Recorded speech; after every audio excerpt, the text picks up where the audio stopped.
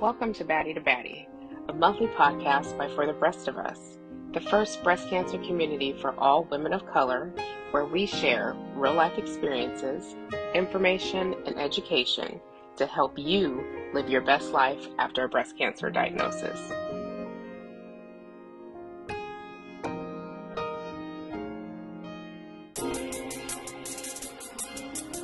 Welcome to Baddie.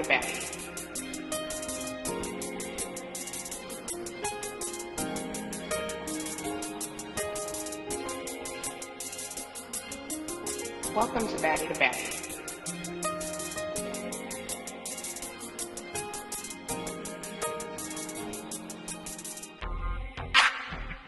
Hey Baddies, I'm Monisha, a proud Baddie ambassador, author, advocate, and life coach. I was diagnosed with stage 2B breast cancer at the age of 28. I believe we should always strive to be a light, see the light, and never dim our lights. I'm excited to get into this conversation with you. Let's chat. Hey, it's Vanessa, aka Baby Baddie. I was diagnosed with stage 2A invasive ductal carcinoma at the age of 24, and I'm here representing the young Latinx baddies. By the way, if you hear some cackling, chances are it's me laughing at my own jokes. Hey baddies, my name is April, and I am a proud ambassador for the Breast of Us, repping for our plus-size baddies. I live in Columbia, South Carolina, but I am from Brunswick, Georgia. I was diagnosed with stage 2 invasive ductal carcinoma at the age of 35 in 2016, triple negative, BRCA1 positive, and also later diagnosed with large B-cell lymphoma. I can't wait to start having conversations with you. Let's get into it.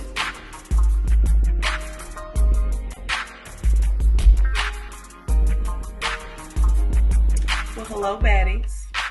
Hello. Welcome to Baddie to Baddie. Hey, girl. Hey. Welcome to Baddie to Baddie, a podcast brought to you from For the Breast of Us, the first online community for women of color affected by breast cancer. My name is April, and I am here today with Baddie ambassadors Monisha and Vanessa and Sexologist Goody Howard. Welcome, ladies. Hello. Hi. How you doing? All good. How are you? I am fantastic. That's fantastic. So let's take a moment for everybody to introduce themselves. I would like to start with our baby baddie. Let me let you go first. Sure. Hi, this is Vanessa. I otherwise known as Baby Baddie. I'm the youngest of the Baddie ambassadors, hence the name Baby Baddie. I was diagnosed with breast cancer at the age of 24. ER/PR positive, HER2 negative, stage 2A. And since then, that was back in June of 2020. Since then, I've had a lumpectomy, followed by 5 months of ACT chemo, followed by a double mastectomy, and now I'm on hormone therapy for the next 5 to 10 years. And recently, I just completed my first year of hormone therapy. So that was a long intro. Oh, I'm from DC. All right. Thank you, baby baddie. All right, Miss Monisha. I am Monisha. I am in North Carolina. I was diagnosed with stage 2B when I was 28. I am an author, advocate, survivor, newly certified life coach, fierce mama bear, and wife. And I was diagnosed after watching my mom and grandmother battle breast cancer. So I have a family history, but my diagnosis kind of pushed me to walk in purpose, be more present, and to make sure that I am being poured into as much as I'm pouring out. So I'm excited to chat with you ladies. Okay. All right. And to our woman of the hour, Miss Howard. Yeah, Miss Howard if you're nasty, you know. My name is Goody Howard, and I am a partner, a parent, and a pleasure professional. I am a sexologist, educator, and consultant. So I do pleasure development and professional development. Today we're focusing on the pleasure development. So we're talking about like just how to connect to and improve, your performance, your function, and your pleasure. Um, like I said, I'm a parent and a partner. I'm not a wife and a mother because that shit is hard. And I used to do that, but I'm retired from that now.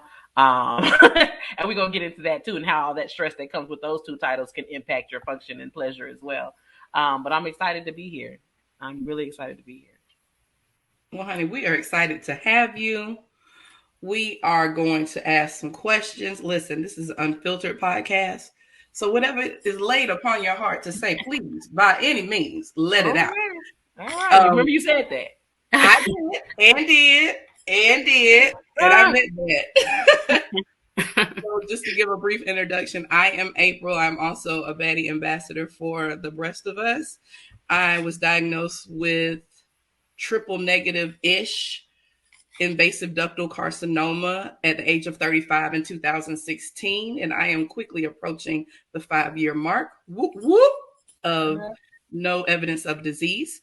I also, like Monisha, have a family history of breast cancer, which I'm also BRCA1 positive and had a diagnosis as well of large B-cell lymphoma when I had a total hysterectomy. So that's who I am, and I'm so happy to be here. So let's get this conversation started. So today our topic is pleasure principle, ode to Janet.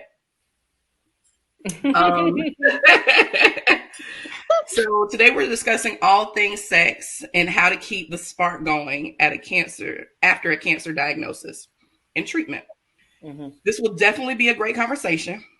So let's get into it. Yes. So we know historically that women of color don't talk about anything that goes down in the bedroom, right?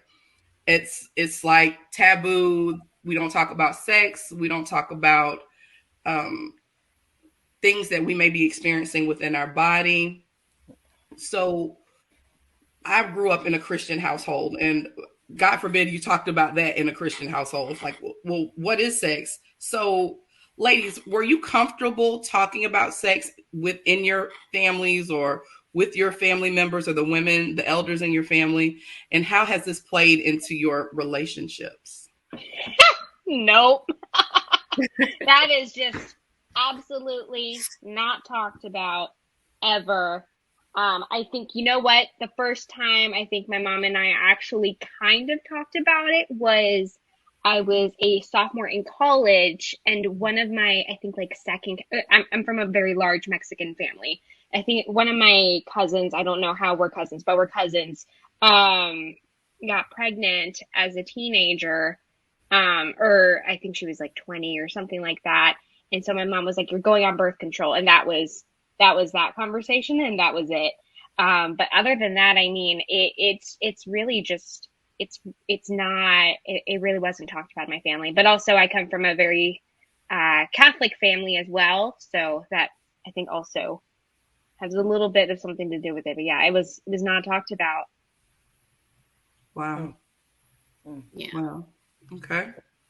That was my experience. That was my experience too. We really didn't have those conversations. And it wasn't really because my mom didn't like leave the door open for the conversations. Like she never initiated it. So if it came up, it was kind of like something came on TV, flashed on TV like a scene, and we kind of make eye contact and we might talk a little bit there, but it was never like where we sat down and had like the talk. And even when, I didn't feel comfortable talking to my mom about stuff, even when she would be like, "Are you having sex?" I'd be like, "No."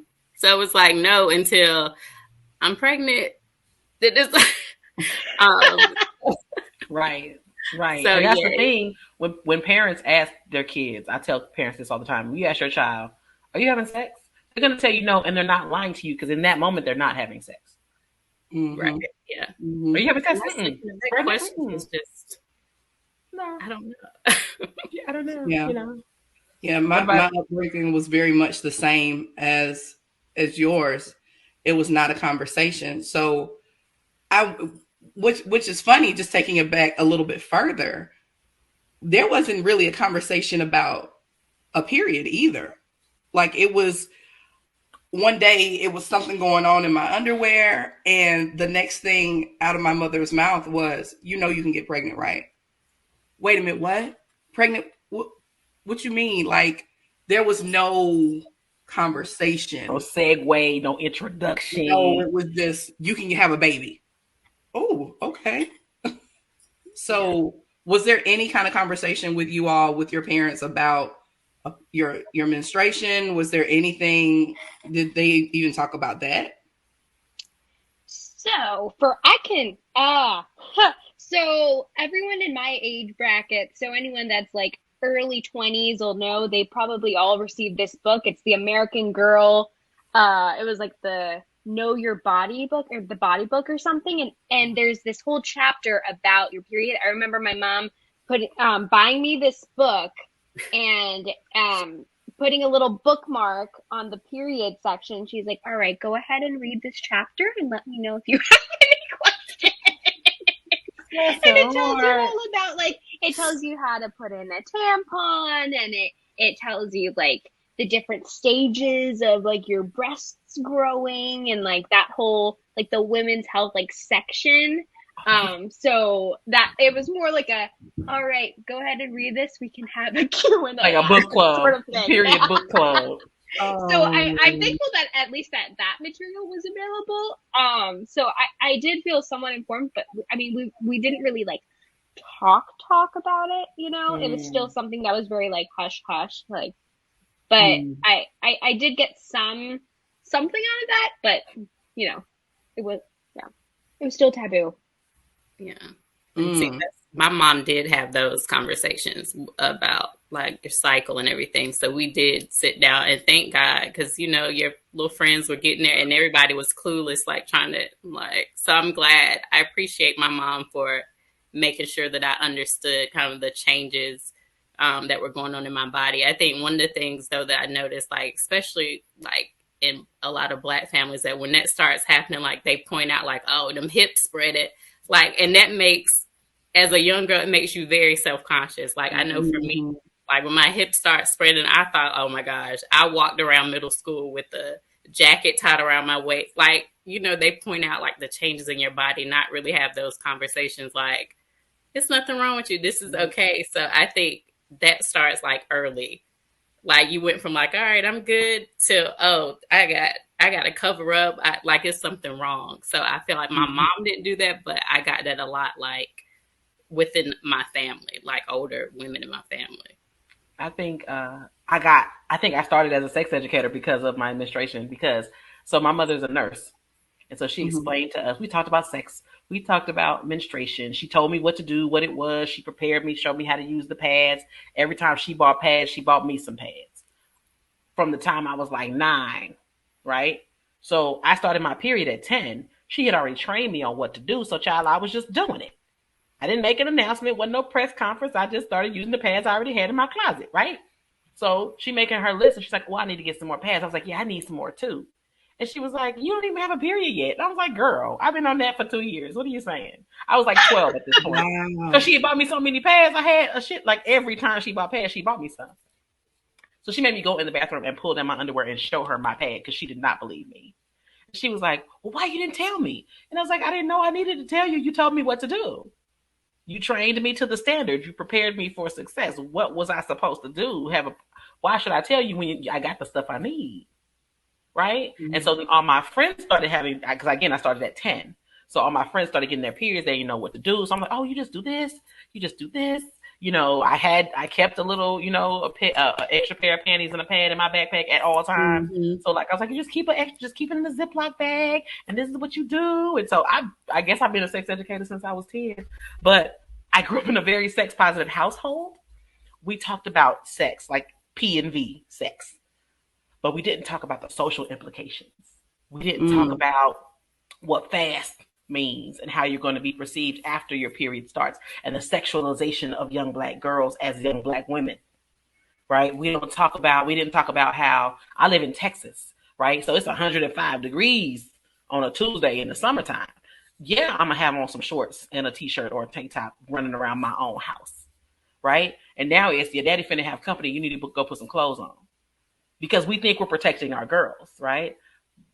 We're not asking the question, what kind of men are coming over here that's going to be attracted to a 10-year-old, 12-year-old girl running through this house and on an ozone day in 105-degree weather. She can't be in her own home dressed comfortably because the men are coming over. We need to question the men's motives, not the little girl's comfort, right? And talk about the hip spreading and all of that. We immediately jump on the womanization and the adultification of young Black girls and really, really young women of color, because it happens, I'm sure, in Latinx communities as well. So we don't get that narrative. We don't get that space to be young girls once we start bleeding.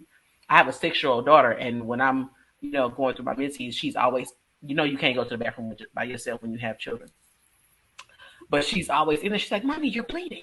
You have blood." And so we had a conversation about what that looks like.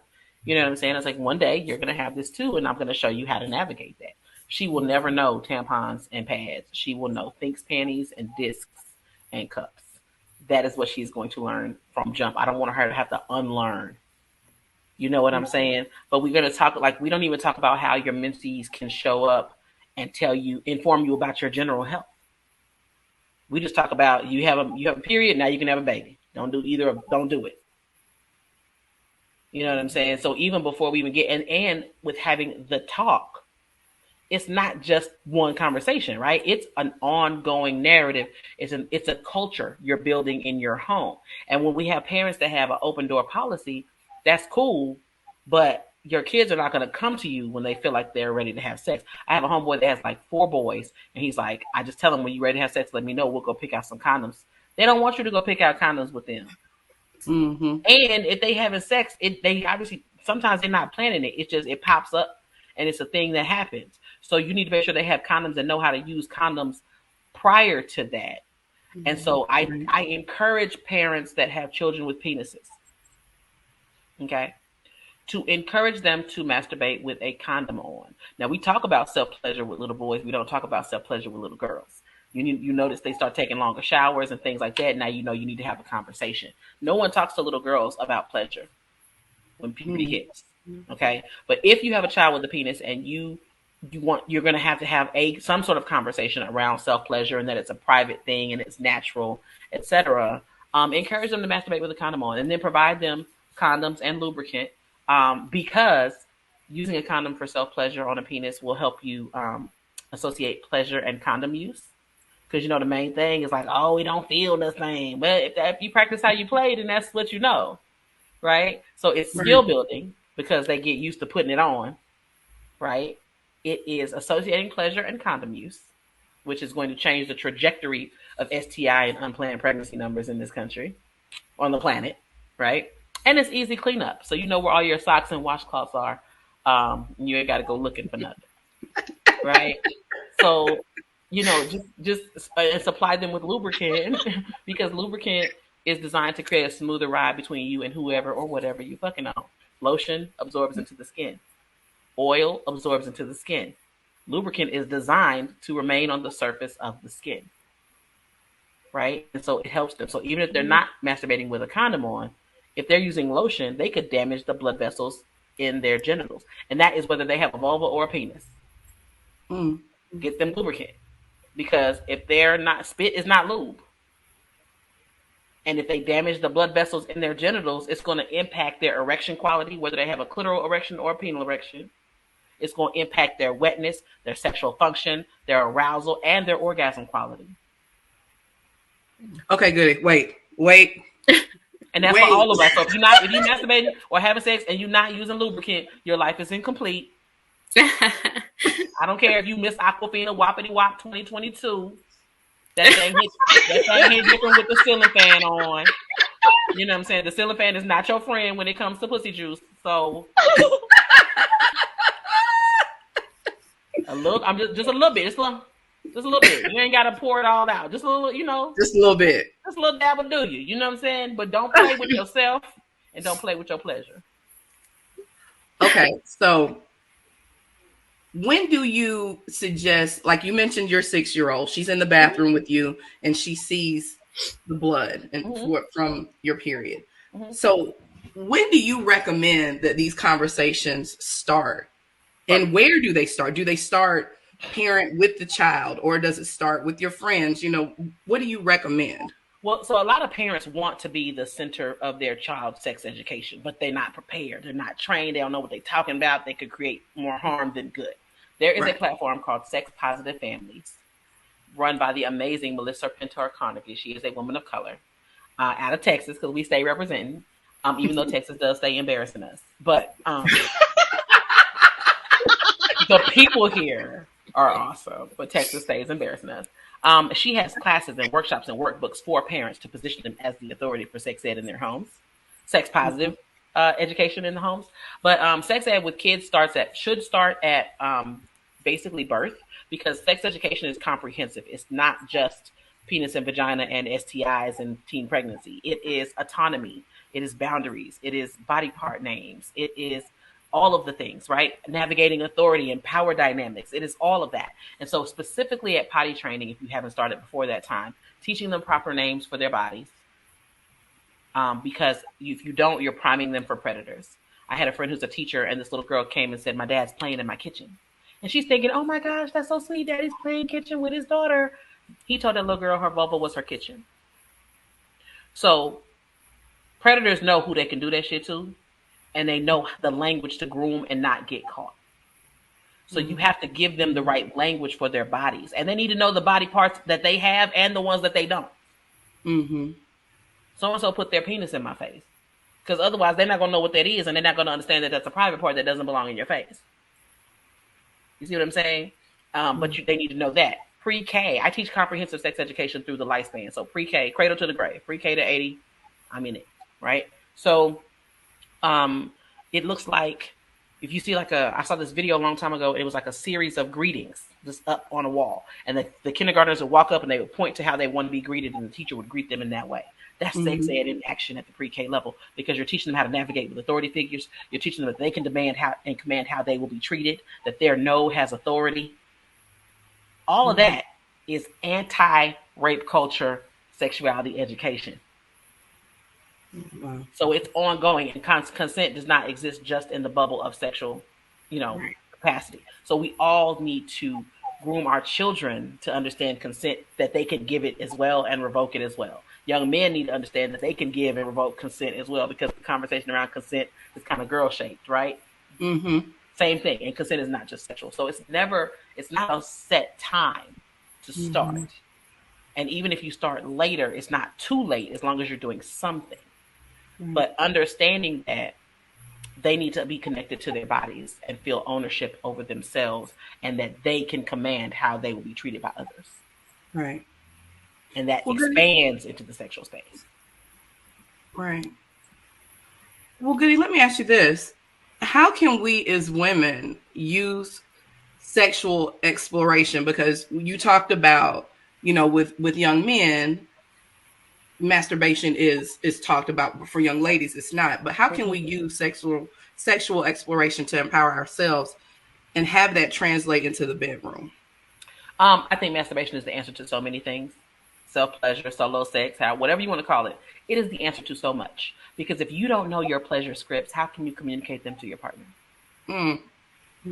Right? If you don't if you don't know it, how are you going to tell somebody else?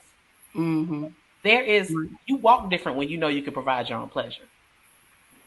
And I think when you can make yourself come, you make better decisions about who else is helping you.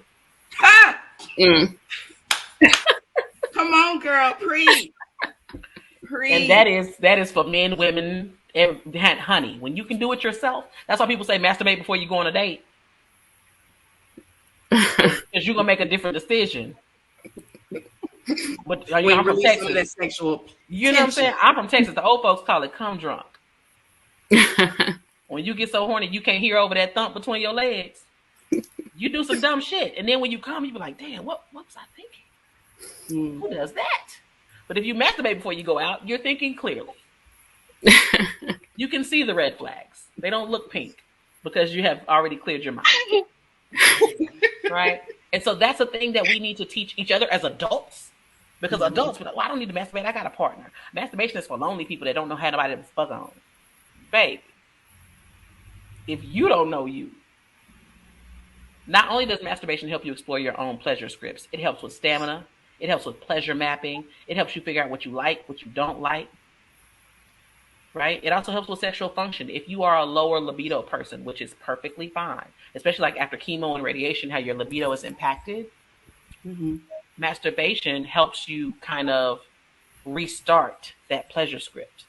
So it starts to fire off those endorphins and all the things like that orgasm brings.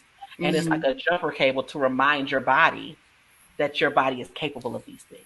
Right. It's almost like, hey, it's still, we're still down here. We still remember function. us? Right. And you practice how you play, and it increases your appetite for that.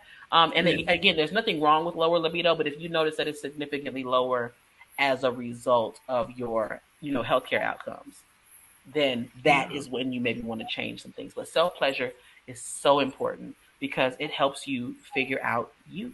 And like I said, you move through the world different. You can focus different.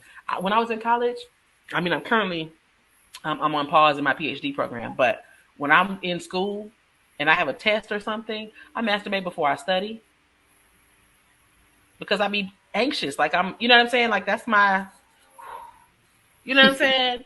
And so I think if we reframed it from something that lonely people do, something that people that don't have partners do, to masturbation is having sex with the person you should love most in the world. I love that. Taking the stigma off of it. Yes, if we reframe it, then people look different. Also, we always think that, when most people think about masturbation, they think about big old dick-shaped vibrators and dildos. They don't think about the bullets and, the rose or, like all of these other types of non-invasive, non-insertive sex toys. I'm sure y'all saw the conversation going around Facebook that said, would you buy your 14-year-old girl, your 14-year-old daughter a vibrator, a sex toy? Would you? You should. I mean, everyone doesn't agree. And a lot of people think it's a dildo. They automatically think like a rabbit. No, I'm not going to buy my 14-year-old a rabbit. But I'll buy her a bullet so she can explore her external, you know what I'm saying? Right. Get her something that she can just explore her pleasure, because sex and pleasure aren't the same. Sex and pleasure are two different things. Right. And people have sex without pleasure all the time. Right. And going to a cultural aspect, in certain cultures, women are not supposed to enjoy sex. That's for the man to enjoy. It's not for us. It's for us to maintain for the pleasure of our partners. And it took so long for us to unlearn that. Why would we perpetuate that for our children? Specifically our women children, right? Our female children. But like I would get my daughter a bullet or something like that and some lubricant so she could explore her body. I bought my son a pocket pussy. Because I'm trying to prepare him for success too. Right. He's 18. But when he was 16, I got him a pocket pussy. Up until then, it was just condoms and lube. I wasn't providing nothing else. But, and I don't know if he's sexually active or not, to be clear. I bought him a Tootsie that I sell on my site. I gave him product, basically. Because I wanted to prepare him for success, too. Men deal with performance anxiety around sexual health and pleasure. And, premature ejaculation, coming too fast, being a Minuteman and all of that. So I got him something that was closer to the real thing. So when he do get in some real stuff, he'll be a little bit more familiar and he won't, embarrass himself. I'm preparing my children for success. I'm raising someone else's partners out here. Okay. And I don't know if he's having sex or not because I have raised him and prepared him for success. Much like when my mom told me for my period, you know what I'm saying? So he knows how to make these life decisions. He knows how to put a condom on. He has condoms on deck. You know what I'm saying? So if he's engaging in sexual activity, he's told me, he does, certain parts of sex, whatever, but I don't know if he's actually, gone all the way with another person. And I don't need to, because I know that I trained him and parented him in a way that has prepared him for success. So it don't matter. I don't need to know that. That's his private business. Because I prepared him for success. Now, if I hadn't prepared the child, then yes, I need to know, because we got to go over some stuff. I need a flip chart. I need a PowerPoint, but we want to prepare our children to not have to unlearn the bullshit that we had to unlearn to become the baddies that we are. Absolutely. right? So I would get, Absolutely. with sex toys, destigmatizing, understanding that everything doesn't have to go inside your body, understanding that lubricant is your friend, understanding that pleasure can come in many different forms. I teach a workshop called Sensual Intelligence, where I draw a line in the sand between sensuality and sexuality, because those are two different things. One informs the other, right? Sensuality is experiencing non-sexual pleasure through all 6 of the senses. Mm-hmm. Then you use that sensual intelligence to inform your sexual enjoyment of pleasure, of sexual pleasure through all 5 of the senses. And so we conflate those two things, and we use sensuality and sexuality interchangeably without understanding that when you're connected to your sensual self, everything brings you pleasure. Pleasure and sex are not the same thing. When it's hot outside and you got a snow cone and that thing is thanging and it's your favorite flavor, that's non-sexual pleasure, right? When you get your hair done, you feeling cute. You know what I'm saying? You get some new glasses. Come on, Team Specs. You know what I'm saying? You get some new glasses. Can I tell you nothing with your glasses is cute? Non-sexual pleasure. Your outfit is together. You feel like you look good, right? A cologne. Or you get someone a hug and they're a great hugger and they smell amazing. You go to brunch and the food is like, it tastes like it was made by angels. Right. Right? That is non-sexual pleasure. And you can layer all of that into your sex. When you're kissing someone, you're not just kissing them. You're thinking about the softness of the lips and the wetness of the mouth and the exhale and the sharing and exchanging of the same breath.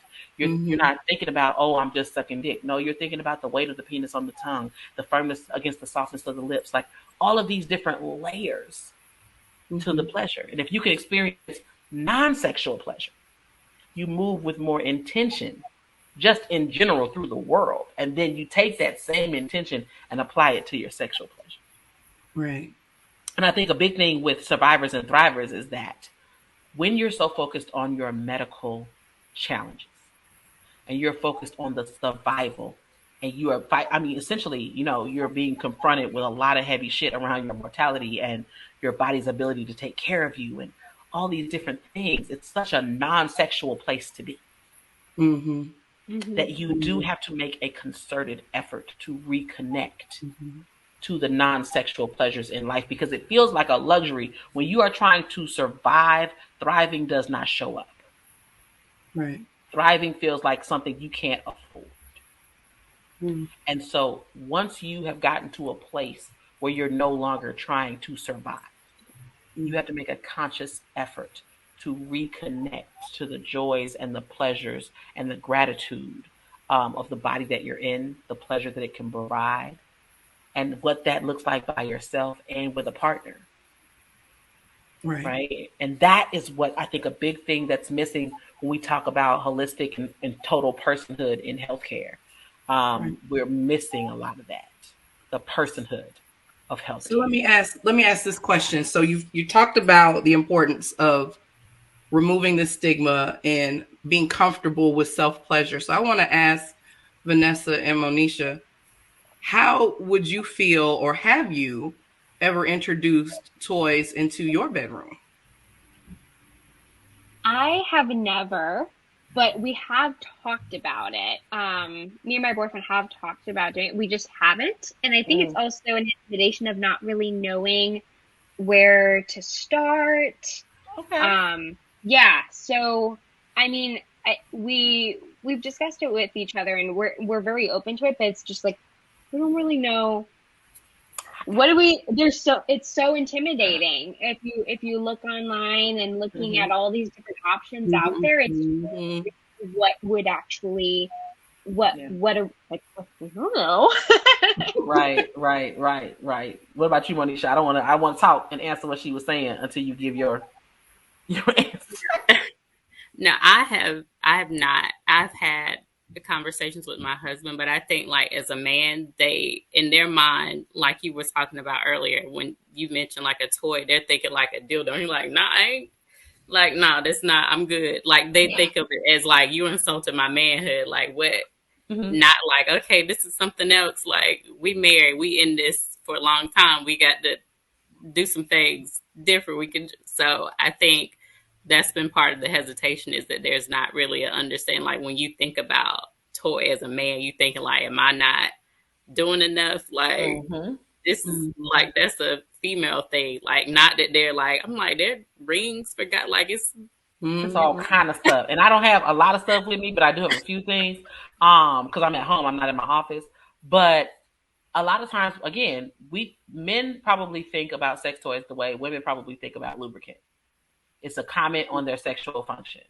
It's a comment on how good they are at sex, and it's not. A sex toy is it is a teammate, not a competitor. And the quicker your partners realize that, the more enjoyable your sex will be for both of you. I think that the rose is a great one, and a bullet is a great one to introduce into the bedroom with a couple, with specifically a heterosexual couple. The key to introducing a sex toy into a heterosexual dynamic is that it cannot be dick shaped, and it cannot be bigger than him. Those Makes are the tank, because that's what their fear is. The fear is that you're gonna come in there with this.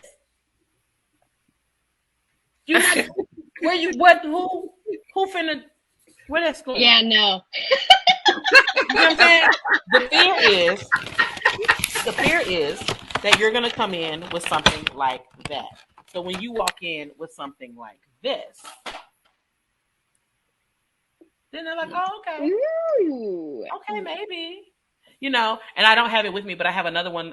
It's a rechargeable. It's called the Frisky Finger. It's a rechargeable bullet like this, but it has a little purple silicone sleeve, and it has a finger strap on the back, so you don't have to juggle genitals and sex toy. You can just go to work. And I like it because it's so versatile, because you can use it on the vulva, and you can also use it in addition to oral sex. Oh, okay. That's a whole other workshop, but I'm just saying. But something like this, they're not gonna be tripping. You know what I'm saying? Something like this, they're not gonna be tripping. And every sex toy, what I love about sex toys is they don't have an orientation or a gender. So you can use this on anything. Clit sucking toys make great nipple sucking toys, and everyone has nipples, right? Like, specifically, I'm talking about for your male partners, okay? Because even if you are a survivor and a thriver and you've had a double mastectomy and you're not going to do reconstruction, you know, you may not necessarily have that capacity, but your partner does, right? And you just put a little lube across their nipple and put it on top. It's done. Men enjoy nipple play, but nipples are feminized. So they're not going to ask you to. But if you put your mouth on their nipple, they're not going to stop you. See, this is the stuff that nobody talks about. And so I think a very large part of the conversation in our community is, oh my gosh, it hurts. I don't want to do this. But if you introduce that into the conversation, that completely changes the narrative. And I think that is something that it comes down to breaking the stigma associated with toys. With toys. And that's what I think, when they look like this, it's a little easier. Right? What is that? This is the rose. This is the rose. And I have a couple of variations of the rose too that I'm going to show y'all. But like with this, of course, you can use it on the clitoris, right? You can use it on the nipples, right? You can also, if you have a penis, right here above my fingernail, that's called the frenulum. That is the most sensitive part of the penis. That's where most penile erections, penile orgasms originate. You can I was about to say, if you put the rose right there. You can put the rose crazy if you rub that right. Balls here. Right, yeah, exactly, because this is basically the clitoris of the penis. Yeah. This is where the most common orgasm occurs in the penis. But if you can put the rose right there on the frenulum, you can put it underneath behind the testicles on the perineum or the taint or the gooch or whatever you call it. So there are lots of different ways that something like this can still be something that everyone enjoys, right? You can also have something like this, which is a rose with a stem, and this is just a bullet, and this is the rose. Now, I love this. I sell this as a oral sex accessory, because if you're performing oral sex on your partner, you can have this inserted into the vagina and this on the clit, and then you're using the other free hand on your partner while you're giving them head, right? That's this one. And then this one is another rose, and this is let me see if I can cut it on so y'all can see what it looks like.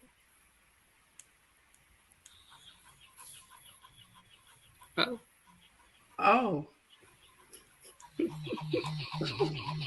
So you can have this inserted and then have this on the clit while you're performing oral sex. And what happens is, the reason why your partners give a fuck about that is because when you start to give pleasure and you start to equate giving pleasure with receiving pleasure, right? Because now you're engaging your genitals while you're engaging your mouth. You start to create this operant conditioning that can lead to a Pavlovian response in association with providing and performing pleasure.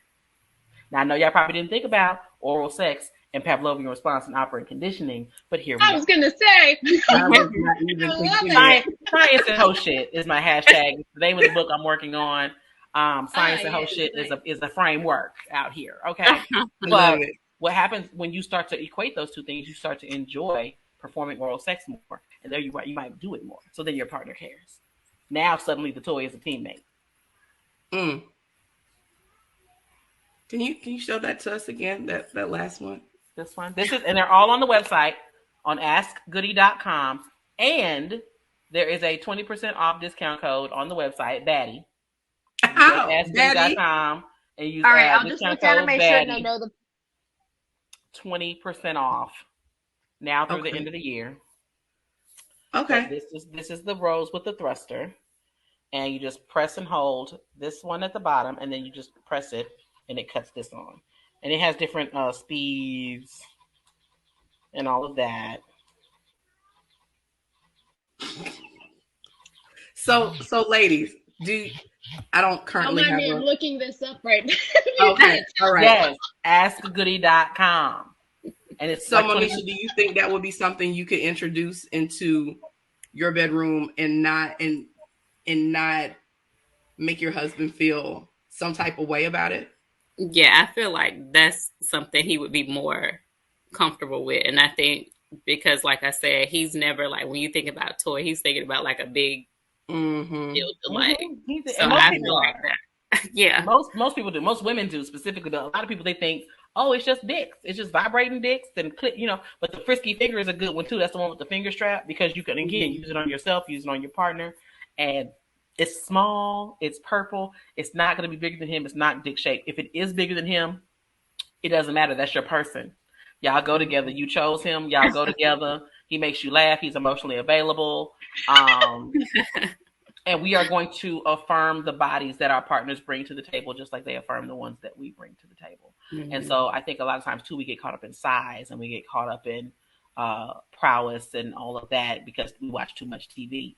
And I want us to understand that even though size to an extent matters, girth matters more and motion matters most. So I teach a class called Strokeology too, which is because I teach rideology, which is, getting on dick and staying on dick, right? You get up there for about 2 minutes, 3 minutes, your knees start popping, your check engine light come on. You got to get down, right? So rideology is a partner on top workshop with low impact positions for the knees and back for stamina, confidence, and control. Strokeology is for people with penises and people that wear strap-ons for stamina, confidence, and control. So we talk about, and even with rideology, they say, oh, my partner is only like 4 inches, 5 inches. I can't ride it because it keeps coming out. No, you can't ride it the way you've been riding it. You can ride it the way I'm going to show you how to ride it. Because it doesn't, the positions that I teach take into consideration penis size, body size, capacity, ability, right? And so I actually teach the workshop twice a year to the women and girlfriends of people with spinal cord injuries. Because they're on top all the time, every time. Right. And their partners can't give them as much help and support sometimes, depending on what their capacity level is. So if I can teach it to women that are fucking partners with spinal cord injuries, if you have an able-bodied partner, right, what is we saying? Right. You know what I'm saying? And I know that, chemo and just the treatment options for breast cancer are limited, and they are emotionally and physically expensive. Right. Not even financially expensive. They are emotionally and physically expensive. Right. So we talk about fatigue. You're having libido challenges. You're having wetness challenges. You're having orgasm challenges because it changes the texture of the skin on the vulva. Right.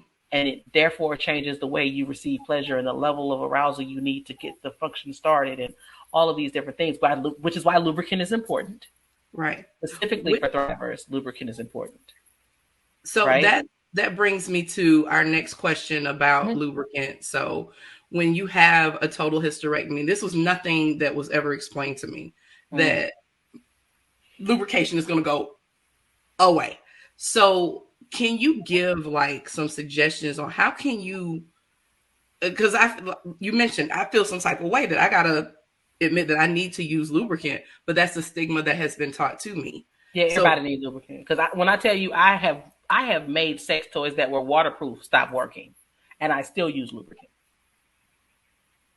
I squirt up and wet up all kinds of shit on a regular basis, and I still use lubricant. So don't feel no kind of way, sis, please. Because even I feel like I am Miss Aquafina Whoppity Wop 2022, and I still use lubricant. Okay? Please know, lube is your friend. So don't feel the way about that. But I will say, with lubricant, there are things that are not lubricant that can help as well, right? So if you are using like HRT or anything like that, that may be some kind of support. But there are some suppositories that they're like jumbo cables for your pussy, basically. It reminds your body that it can make its own moisture.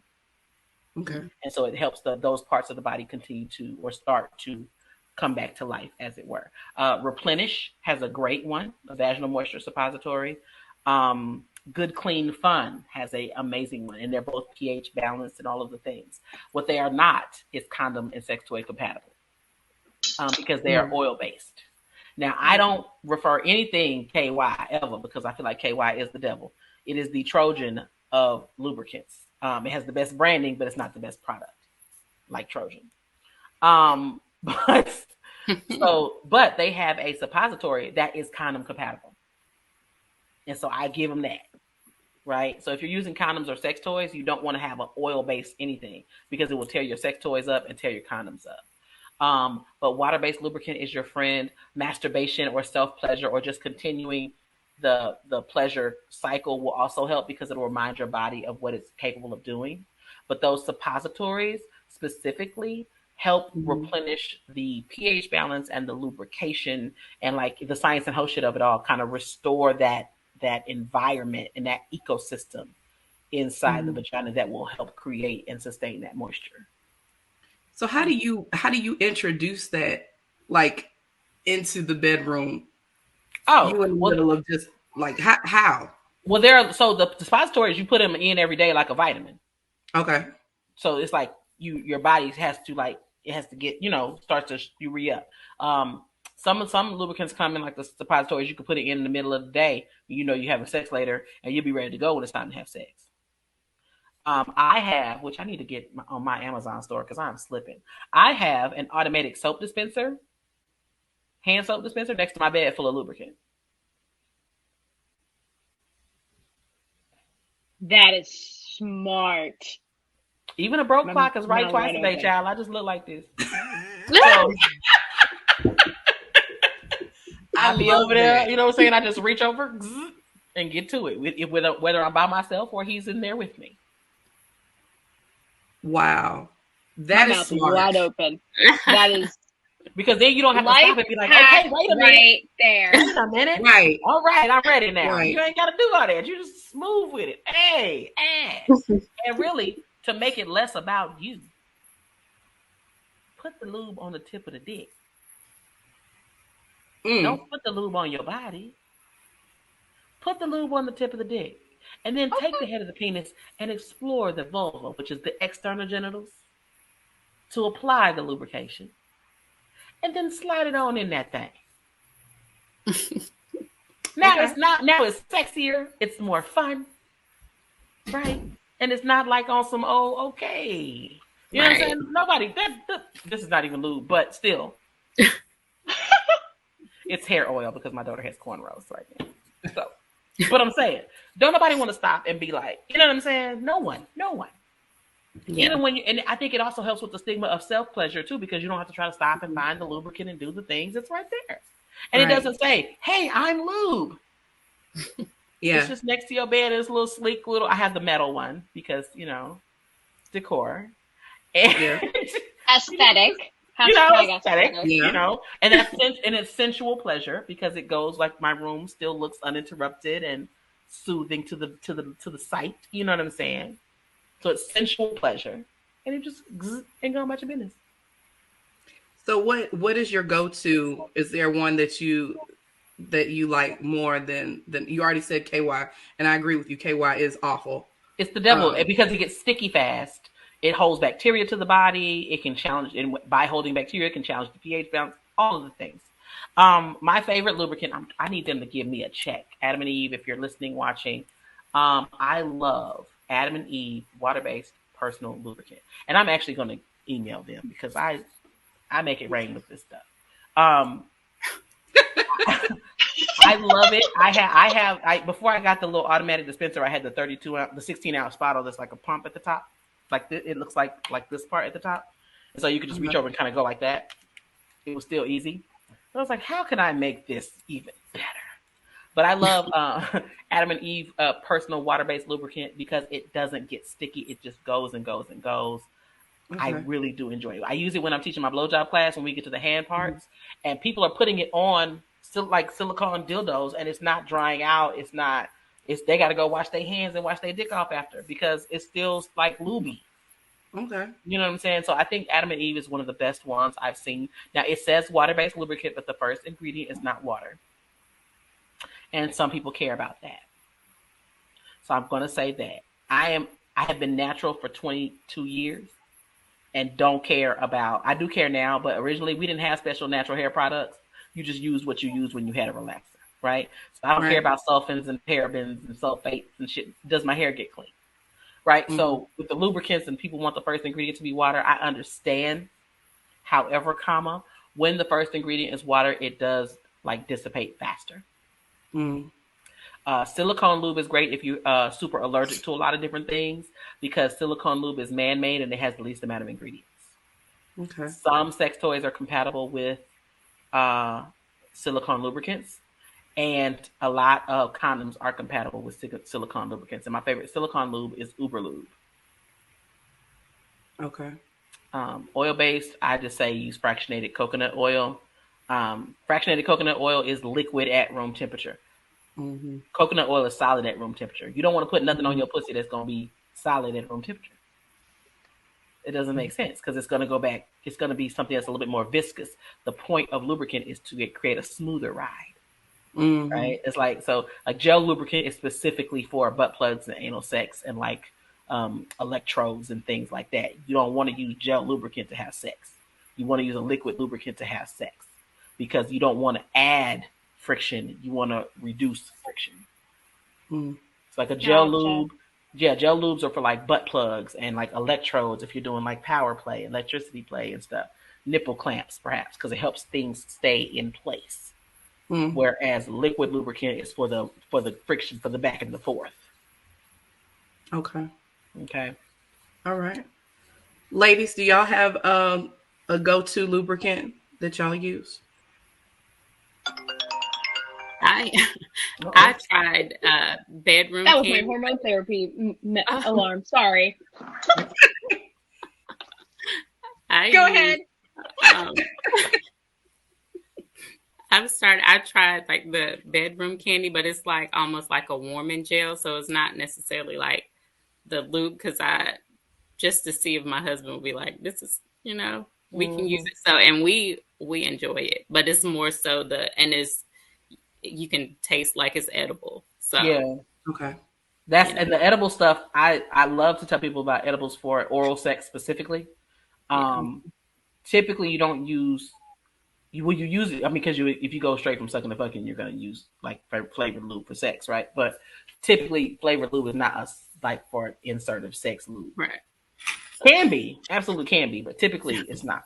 And then the warming and all that. I love like the warming and the tingling lubes and things like that on nipples, on the taint of the gooch, the perineum. People that are super sensitive can't use those. I can't. I be like, it feel like an Altoid in my pussy. I don't like it. I don't like it. But I mean, everybody's not, just because I don't like it don't mean somebody else won't. You know what I'm saying? Right. But I think it's great that you and your partner are at least exploring and like, okay, what about this? You know what I'm saying? You got to start somewhere. Yeah, because And a I lot was of times, anti-lube for a while. see, Because I was like, I don't need that. Right. That's how I felt. But I felt like after going through breast cancer and stuff, like my mind was a lot up because your body changes and you like, okay, we can try some different stuff. And I'm like, okay, I was missing out because, Listen, I started using lube like as a sexologist. Like I started using lube like maybe for masturbation always, but like with sex with a partner, I'm gonna say in the last 12 years, 11 years. And I was like, bitch, I could have been, boy, if I had this in college, whoo, God knew I ain't need lubricant in college. Ooh. God knew the universe was protecting motherfuckers out here. They knew. But I didn't need to think I need lube in college because it would have been a problem. They'd have been looking for you with a flashlight in the daytime, girl. And do. I got married on New Year's Eve 2012. When we didn't tell anybody we was dating seriously or nothing, right? If I go out, I'm gonna take a picture with him. I'm gonna take a picture with everybody in that room. I'm gonna take a picture with you. I'm gonna post them all on social media, so you don't know who the fuck I'm there with, right? Right. New Year's Eve, we post our rings like this on social media with our little hands like this. Baby, I posted that shit on Twitter and cut my phone off. Because I knew it was going to be a problem. Oh, that's where you at with it? I thought it was going to be me and you. You didn't think that. You didn't think I was sitting around here waiting on you. You didn't think. Like, really? I just turned my phone off for a few days. I said, I'll come back on later because I don't have time for this foolishness. I know this is going to be some bullshit. And I didn't. Now, Goody is not my born name, but it is my legal name, and I did not name myself. And that's all I have to say about that. That took me a second to process what you said. I was like, okay. I was like, because people are like, oh, is your name Goody? Yes. Is your real name Goody? Yes. The government and the tax man call me Goody. Yes, my name is Goody. Mm-hmm. So Goody, we've talked about lubricants. We've talked about introducing sex toys. Kegels. Let's talk about Kegels. Give us the 411 on what we need to be doing when it comes to Kegels, because that is a big part of pleasure as well, right? Yes and no. So, a lot of times we think Kegel, and every time you say Kegel, we're doing them. That's just the nature of the word. We're socialized, right? So Kegling for the sake of Kegling is only going to add to your pleasure. It's not going to strengthen your pelvic floor in any significant way. And I think a lot of us think that. And I want to give a shout out. Yeah. Question. What is that? Okay, so the Kegels, it's a muscle group. It was the guy that discovered the muscle group. His name is Kegel, so that's what they call it. But it's the pelvic floor muscle group. And so let's say if you're peeing, if you stop your flow of urine, that's your Kegel muscle group. That the muscles that you use to stop pee mid-flow, that is your Kegel muscle group. And you should be Kegling on the dick if you have sex with penises. If you're having sex with dildos or penises and the insert of sex, you should be Kegling on the dick at some point in your process to help you connect all of your nerve endings to all of their nerve endings. But Kegling for the sake of Kegling is only going to help you Kegel on the dick. It is not going to strengthen your pelvic floor as a whole. And a lot of people think that that's the case, and it's not. Exercises that strengthen your glutes, your inner upper thigh, and your outer, like your thigh muscles and your butt, those are going to strengthen your pelvic floor as well. Your lower abdominal muscles, inner upper thigh, and glutes, all those exercises and stretches, those strengthen your pelvic floor. So squats, lunges, pigeon stretch, yoga, all of that kind of thing. Those things strengthen your entire pelvic floor, which can contribute to, it doesn't contribute to vaginal tightness, okay, because that's a myth. But it does contribute to your ability to manipulate your vaginal muscles during sex. Did not know. Learn something new every day. I had no idea what that was. I was like, wait, hold on a second. Back up. All right, got it. And every human being has Kegel muscles. It's not just us, it's them too.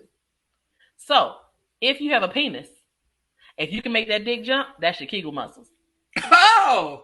When you pee and you stop the flow of urine, that's your Kegel muscles. So they can do their Kegel muscles as well And what it does, what Kegel muscles for people with penises does is, let's say he gets erect and his penis points down. What it does is it strengthens the root of the penis as he continues to Kegel. It could angle the penis more upward and give more support at the root of the dick. It improves stamina and it improves erection quality. Oh. Because erection quality changes, just like our arousal changes based on who we're with, when we're with them, and all of that. Mm-hmm. Same thing for people with penises.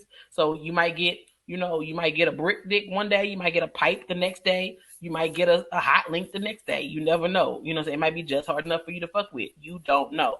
It just depends on where they're at mentally, emotionally, right? All of that matters. It matters for their health.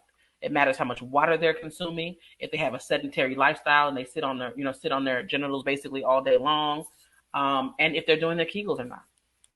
All that shit matters. That gave me a little chill. Oh, because we think it's us. It's them too. Don't carry a load that's not yours. Don't carry a burden that does not belong to you. So let's go back to this. Let's go back to this pelvic flooring. So, so to strengthen that or to build that up, yoga, squats, lunges. So, okay. So what about this vaginal dilators? Okay. Vaginal dilators are to help people that have vaginismus or people that are of trans experience and have now had sex confirmation surgery and need to give the negative space, because the vaginal muscle is negative space. It separates when you put something in it and it fits to what you put in it. So the dilators, vaginismus is like they have these, their vaginal muscles are contracted all the time, and insertive sex is painful. So those vaginal dilators are specific to helping you relax those muscles around the dilator to help you then possibly get to a point where you are not having painful insertive sex. And that's why I love my pelvic floor therapist. Shout out to the vagina rehab doctor on Instagram. She's amazing. She's a Black woman, amazing. And it just, it really just, you have to connect to your body a little different. And so when we're talking about the Kegels on the pelvic floor and all of that stuff, the exercises that you should be doing are whole body exercises. Even if you had a baby, even if you didn't have a baby vaginally, if you had that baby with a C-section, because I'm team C-section, I have 2 C-sections, you still have a pelvic floor challenge postpartum. And so those stretches and those exercises will help you regain, and also consulting a pelvic floor therapist, because we don't even know. I didn't even know a pelvic floor therapist was a thing. I was in a conference and a pelvic floor therapist was in the room, and they work specifically with people of trans experience reconnecting to their genitals after surgery. But I was like, do you help with, postpartum human beings? And they were like, yeah. What? That should, when you have a baby, you should get the number to the PT therapist when you get the OBGYN and the pediatrician's number. Right. But we don't, so I think pelvic floor therapists, if you are having challenges, if when you cough, you pee, if when you got to pee right now, you got to pee right now. Because that was my life. I'm too old to be having accidents. I'll be 42 in February. I'm too old to be having accidents. So consulting with a pelvic floor therapist, sometimes on Instagram, they're giving you free game. Wow. And if you can use that information towards healing yourself, and then if you still doesn't work, then consult them. Save yourself some coin. But pelvic floor therapists exist. So if the lunges and the squats and the those resistance bands you can put around your legs and you do the little side step, all of that, lower abdominal, your lower abdomen, the muscles that are right below the navel, between your navel and your vulva, that stretch of muscles, all of that is pelvic floor. So when you're doing your crunches, when you're doing them ab tightening situations, all of that is pelvic floor. Wow. And see, if women knew this, whether you have been affected by cancer or you've had a baby, if you knew that you could control all of that by just strengthening your core, that's what it sounds like to me. Yep. You would have more women around here doing crunches, lunges, squats, because that's where it's accessible. It's super accessible too, because while we binge watching all this shit on TV, you could just be laying on the floor doing some stuff. Right. You could be sitting on the couch with the leg bands on doing y'all. I don't know how old y'all are, but the thigh master. Y'all remember the thigh master? Yes. You could put that band around with past, above your knees and be sitting on the ground, sitting on your couch, binge watching something, and thigh mastering it up, squatting during commercial breaks. You know what I'm saying? It's accessible. We tend to think that it's not. Right, and if it's not accessible, it's not revolutionary, and I consider myself a revolutionary. So access is important to me. Right. So it's accessible for us to be able to strengthen our bodies. And like I said, sensuality and sexuality, right? The way you feel after a workout, even if it's not a workout, the way you feel when you get outside and got some fresh air and got your blood pumping. I don't work out for weight loss. I know I make 265 look easy, but don't try this at home. I don't work out for weight loss. I work out because of how my body feels. I feel strong and powerful and beautiful and flexible. And that's the sensual experience of exercise for me. Right? And that reframe makes people enjoy the shit. If you are exercising because you don't want to be fat, first of all, that's fat phobic, revisit it. But if you're exercising to lose weight, you're exercising, because for your health, because you don't want to get whatever disease you're trying to avoid, right?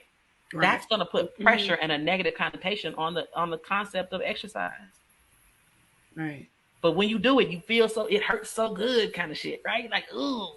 That's the shit that you focus on, and you say, okay, how do I feel in this moment? I'm grateful that my body can move this way.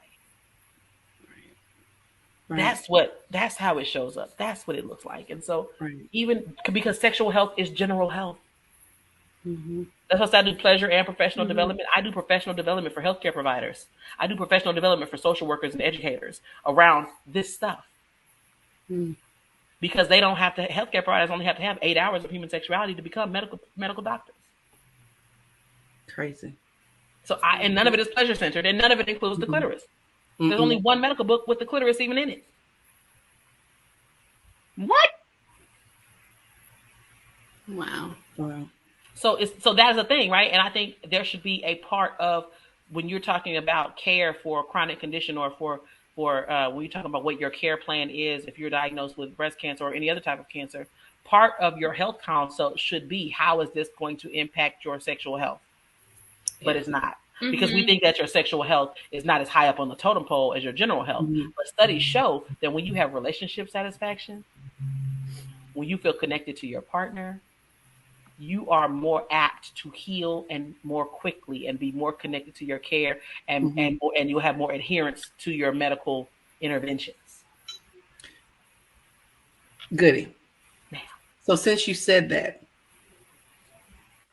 enlighten us on, and this is something that I can say personally is kind of like, oh my God, did she just say that? Enlighten us on being a squirter. Because I've been told that every woman can squirt. Okay. So give us the skinny on that, girl. Okay, so it is my professional opinion that every woman that was assigned female at birth can squirt, because every woman was not assigned female at birth. Whether you agree or disagree is not. I'm not here for that. I'm saying it. Every woman that was assigned female at birth has the physical capability to squirt. But it's kind of like a six-pack, right? We all have abdominal muscles too, but we don't all have six-pack. That shit takes effort and concentration. So does squirting. Okay. And I actually read an article maybe last month that trans women may be able to squirt soon too. I don't know, girl. I don't know. So I'm excited about it for them, but but squirting is, in theory, every woman that was assigned female at birth can squirt. So what happens is, if you're having sex that you enjoy, keyword enjoy, and you feel like you have to pee, it's not pee. Relax and let it go. It's physiologically impossible for an aroused human to urinate. We call that sexual incontinence, and it's painful as hell. Now, it feels like, I'm just going through with the silence. I can see your faces. I'm just going to continue. It feels like you have to pee because it's the same muscle group and it's coming out the same hole. It's coming out the same hole, but then don't that make it pee? I said, if men can come and pee from the same hole, why can't women? There's something that exists in medical science called anatomical correlation. The penis and the vagina are anatomically analogous. So, when you pee and come from the same hole, as vulvas can do, that's squirting. So what happens is, what is it? What is it made of? The liquid that you're squirting out of your body in this time of arousal is a combination of water from the bladder and prostatic fluid from the Skene's gland, which is the female prostate. Now, well, if it's coming from the bladder, don't that make it pee? Science and hoe shit. Okay. Science and hoe shit, because that's the name of my book that I'm working on. It ain't ready yet. Don't ask me. But I own scienceandhoeshit.com, and that's the name of my book.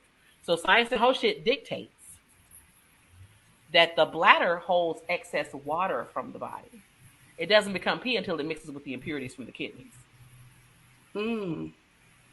Kidneys, bladder, urethra is urine. Skene's gland, bladder, urethra is squirt. And the reason squirt does not dry as fast as pee is because the prostatic fluid from the Skene's gland is oil-based. Oh. So it's more molecularly dense than urine. For those who can't see, my mind just exploded. Mine too. Right. So here's the thing. I don't know if it's the chemo brain or if it's my actual. It's the actual brain. So listen, when you're having sex that you enjoy and you're connected to the pleasure and you're engaged and you feel like you have to pee, it's not pee. Your body cuts off that pathway, just like the body with a penis cuts off that pathway. When they come, it's cum, it's not pee. Also, I hear people say, well, that mean it got trace amounts in it because, it's pee in it because it come out the urethra, right? Okay, it's trace amounts of urine and male ejaculate too. What you doing about it?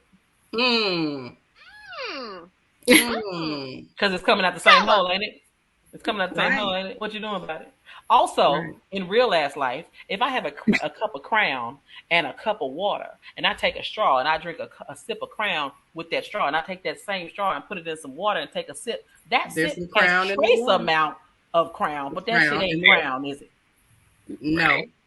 It's trace amounts of Crown. Am I going to get drunk on trace amounts of Crown? No. You will not be harmed by trace amounts of urine. In real life, you can drink urine and not be harmed if that person drinks enough water. But that's a whole nother thing. If that's your kink, go for it. I don't yuck anyone's yum. I'm just saying, science and hoe shit, if that person is properly hydrated, you could actually drink their pee. I really wish everyone could see our faces during this entire thing. I feel What? like that's half of the show. Like, wait, what? Yeah, no. Everybody, just watching us process the information is a show in and of itself. Wow. Ladies, this has been an awesome conversation. Goody, thank you. Thank you for sharing. We need to do a part 2. We need a part 2. I'm sitting here like, I have so many questions now. Yeah. Well, listen, let me tell y'all, because since I'm here, I don't know when this is going to air, so I want to get some stuff off, and if you can edit it out, if it don't apply, that works for me. But I have New Year, New Toys coming up. It's an online sex toy party on January 31st. It's only $15, and if you get the replay, you'll get, if you buy your ticket, you'll get the replay. So during that, I'm going to give a discount code for 50% off of one item in your cart. But I'm basically highlighting all the sex toys and the new stuff and all of the, are some favorites and things, because people don't even know what sex toys are out there and what they do. And then so that'll be January 31st, but there will be a replay available for sale, right? Okay. And then I'm doing on February 10th, I'm doing Sensual Intelligence. I also have a sex toy raffle. I'm doing a Valentine's basket worth $300 worth of stuff. Raffle tickets are $5, and I'm doing the raffle will be live on Zoom, so people know I'm not padding the basket to make sure my people get it. And then on the 10th, I'm doing Sensual Intelligence, which we were talking about earlier, drawing the line in the sand between sensuality and sexuality. So the Goody Gang is my email list. And I because I violate every community standard on every social media platform in existence, my email list is a little more important to me, because that way, if they do take my platform away, because I can't run ads, I can't do anything. And I have almost 28,000 followers on Instagram now, but that's completely organic because Instagram don't fuck with me. So I tell people to join the email list so that when new stuff comes out, they'll know. But I'm always doing workshops. The replays for the workshops are available on Ask Goody all the time. So my Rideology, which is the partner on top, Strokeology, which is for people with penises and people that wear strap-ons, Lick, which is the blowjob class, Lip Service, which is the pussy eating class, All those replays are available on my website. The discount code, the Baddie discount code, does apply to the replays. So if people want to just go see what the dick riding class is talking about, or all of that, the discount code applies to the replays as well. Not the live classes, because I don't even know how to put the discount codes on the live classes, but the replays, absolutely. So if y'all, and then, because people do, they like Vanessa said, they have questions, right? Mm-hmm. I say, if you have a question about dick riding, buy the replay, watch the class, and then book a one-on-one with me, because you're going to book a one-on-one with me and burn your time up asking questions that would have been answered in the replay. Right. You know what I'm saying? So buy the replay first, then book a one-on-one for us to have a conversation. Mm-hmm. You know what I'm saying? Because I want people to work smarter, not harder. And again, accessibility is important. Mm-hmm. Right. You know what I'm saying? I can't count other people's coins, and I ain't trying to drive people broke behind pleasure, because pleasure is not a luxury. Pleasure is a birthright. Mm-hmm. Mm-hmm. So. Well, Goody, thank you so much. This episode is actually going to air on February the 3rd. Okay. So our listeners will miss they'll miss the toy party. They'll miss the toy party. But not they won't miss the raffle, and they won't miss the sensual intelligence. And that's why February I said about and then the replays as well. Also in March is Steak and Blowjob Day, so I'll be doing a special Steak and Blowjob Day edition of the blowjob class the week before, because it's a thing. Okay. Work smarter, not harder. That's right. But I really do try to make it accessible. And with the replays, you can, you have it for 30 days. You can watch it at your leisure. Mm-hmm. Rewind something if you, what did she say? You know what I'm saying? It just makes it, again, more accessible for people. And I love what y'all are doing, because I think that when we talk about breast cancer, we don't think about life after. Right. Mm-hmm. A lot of times people just automatically assign a level of mortality to it. We don't think about what thriving afterwards looks like, or breast cancer survivor. I teach a workshop about professional development around sex and disability and sex and aging. And we talk about how life after cancer, or life after chemo specifically, and radiation treatments can impact your sexual function and pleasure, and how it's left out of the conversation. And so that's why I say I'm excited to do this. I'm excited to have this conversation with y'all, because we desexualize a large portion of our population based on what people that have never experienced what they've experienced have decided their experience looks like. Right. And I don't think that's I don't think that that's fair, and I don't think that that is decent. I actually have a colleague named Erica Hart. She's a breast cancer survivor, thriver as well, and she is amazing. But she's like the academia kind. She's like a professor. But honey, she had her double mastectomy, her reconstruction, and she don't have nipples now, so she don't wear shirts. She topless everywhere, because the nipple was the problem, right? Mm-hmm. She topless everywhere. She walked Fashion Week topless. Wow. So we don't think those. No, I have not personally, in my own body, been impacted by breast cancer, but I think that we need to continue, because I definitely make space for it, but I think we need to continue to make space for how that shows up, because you're still people, and everyone that's breathing wants to experience pleasure and should have access to it. Absolutely. Absolutely. So thank y'all for doing this. Thank y'all for having me. Thank y'all for doing this, because it's very, very important, and specifically for women of color, because when we get breast cancer, it's usually much more aggressive and much more all these things. I used to work at Color for the Cure too, so we had to take whole classes and stuff about it. So I'm here for it. Whatever y'all need from me, I'm here for it. I'm down. Well, Goody, we are so appreciative to you for being in this space with us. Please share with our listeners, how can they connect with you once again? I am Ask Goody on everything. AskGoody. My Instagram, Facebook, LinkedIn, Pinterest. I neither tick nor talk, but I have a TikTok, because I don't want nobody talking under my name. You know what I'm saying? I'm Ask Goody everywhere. The website is askgoody.com. My email is askgoody@gmail.com. You can't miss me. If you really want to ask Goody, it ain't hard to find me. And it's Goody with a Y. All right. And don't forget that you can use the Baddie discount code for 20% off of your purchase. So thank you, Monisha. Thank you, baby Baddie Vanessa, for listening. Thank you to our listeners for joining in. It's been another Baddie Behavior episode. So please make sure that you like, share, and subscribe to Baddie wherever you listen to your favorite podcasts. And make sure you tune in on Thursday, February 17th, for a new episode of Baddie Behavior. Thank you, guys. Thank you. Woo! Thank you. This is another Baddie creation brought to you by For the Rest of Us. Don't forget to subscribe to Baddie to Baddie wherever you get your podcasts. And follow us on Facebook and Instagram at For the Breast of Us, on Twitter at The Breast of Us, and check us out online at breastofus.com. Thanks for listening.